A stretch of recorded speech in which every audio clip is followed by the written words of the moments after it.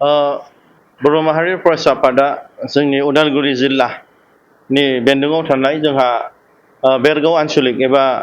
बेरगाव खोन्दो कमिटिखौ दिनै जोंनि नैबे बेरगाव हायार सेकेन्डारि बड' मिडियाम स्कुलावनो दिनै दाफुंनाय जाबाय आरो बेवहाय जोंहा आफादगिरि हिसाबै टिजि दैमारि बिथांखौ जोंहा दिनै दायथ' होनाय जाबाय आरो गाहाय नेहाथारि हिसाबै पबन कसारि बिथांखौ दायथ' होनाय जाबाय आरो बेजों लोगोसे जोंहा गोबां बिबानगिरि बिथांमोना दिनै दायथ' लाबाय आसा खालामदों जोङो दिनै बर' माहारि फरायसा आफादखौ जों ग्रासरुट लेभेलाव स्ट्रं खालामनो थाखाय जोङो हाबाफारि जों मावबाय थादों आरो फैबाय थानाय समावहाय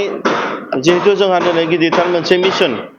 जे थांखि लानानै बनसुआ जोनोम मोनदों थांनाय 22 तारिख 7 फेब्रुवारि खालि खालार खालि जोंनि नैबे बड'लेण्ड इउनिभारसिटिनि खाथियावहाय जोंहा दिनै मुंख्लंफोरनि जिरायसालि बड'लेण्ड मेट्रिक सिमेट्रियावहाय आरो बेयावहाय जे जों थांखि लानानै बिथांमोननि बोर आशीर्बाद लानानै जों दिनै लामा हान्थिदों बे दासिमबो हान्थिगासिनो आरो जोङो बै मुंख्लंफोरनि जि आद्रा थानाय सिमां बेखौ जाफुंसार होनो थाखाय बर' माहारि फरायसा आफादा जों खामानि मावगासिनो दा जोङो मोनफ्रोमबो डिस्ट्रिक्टआव जिल्लायाव जोङो दिनै आन्चलिक कमिटि दाफुंनाय हाबाफारिया जागासिनो आसा खालामदों बिथांमोना फैबाय थानाय समावहाय बर' हारिनि थामोनसा रैखाथिनि थाखाय खामानि मावगोन आरो बर' हारिनि देरसिन सिमां आरो मुंख्लंफोरनि आद्रा थानाय सिमां बड'लेण्ड सेपारेट स्टेटखौ जाफुंसार होनायाव बिथांमोना मदद होलांगोन बेखौ जों आसा खालामबाय बर' माहारि फरायसा आफादा थांनाय जि 2020 27 जानुवारि खालार खालि जेब्ला जोंनि बर'नि बिग्रायारि बिथांमोना जेरै जोंनि बारग' एनडिएफबि आरो एबसुनि बिथांमोना जेब्ला बिटिआर गोरोबथा खालामबोबाय बिटिआर सान्थि सुक्ति भारत सरकार आसाम सरकारजों अब्ला बे समनिफ्रायनो जे बर'फोरनि गोबाव सम सोमावसारनायनि जि सिमांमोन बे सिमाङा जोबनानै थांदोंमोन नाथाय बेवहाय बर' हारि हिसाबै जोंनि बर'नि बुद्धिजिबि बिथांमोन एबा बर'नि आफाद बिग्रायारि बिथांमोनहानो दिनै गोसोआव माने मोनसे सेटिसफेक्सन गैयैलाय दिनै बर' माहारि फरायसा आफादखौ फिन खेबसे गोदान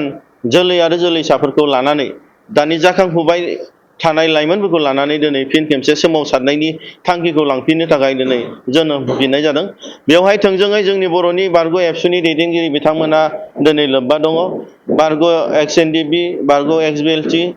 ओमफ्राय दिनै गोबां बिदिनो बर'नि बुद्धिजिबि बिथांमोना दिनै बेखौ लोब्बा लानानै बर' माहारि फरायसा आफादखौ दानाय जादों आरो बेनि गेजेरजों जोंहा थांखि बादियै गोबां आफादा दिनै मेंबाय सोरबाया जिरायबाय सोरबाया दिनै सोरनिबा थुनफावथायाव दिनै सारेन्डार जानांबाय नाथाय बर' हारि हिसाबै दिनै बर' हारिनि जि थांखि दं बे थांखिया दासिमबो थांनानै दं आरो बे थांखिया जेब्लायबो थांनानै थागोन बेवहाय सोरबा आफादफोरनो दिनै जाथि सिबिनो थाखाय फैनायाव बर' हारिया मालाबाबो बै आफादनो जाथिनि गांनाय उखैनायखौ थिखा होआखै एबा बन्दक होआखै दा जाथिखौ सिबिनो थाखाय मोनफ्रोमबो जोंहा बर' हिसाबै जोंहा बयहाबो मोन्थाय दङ दिनै सोरबाया मेंदों मालाय मा जानो सोरबाया जिरायदों मालाय मा जानो सोरबाया सारेन्डार जादों मालाय मा जानो नाथाय बर' हारिया दिनै सारेन्डार जायाखै जेब्लानासिम जोंनि मुंख्लंफोरनि जि आद्रा थानाय सिमां जोंना गेदेमा बड'फा उपेन्द्र ब्रह्मनि जि सिमां बड'लेण्ड सेपारेट स्टेटआ जाफुङा अब्लानासिम बर' हारिया माब्लाबाबो दिनै जिरायनानै थानाय नङा एबा मेंनानै थानाय नङा आरो थांखिखौ जों होसोगोन आरो जेब्ला थांखिया जाफुंगोन अब्लासो जोङो दिनै जोंनि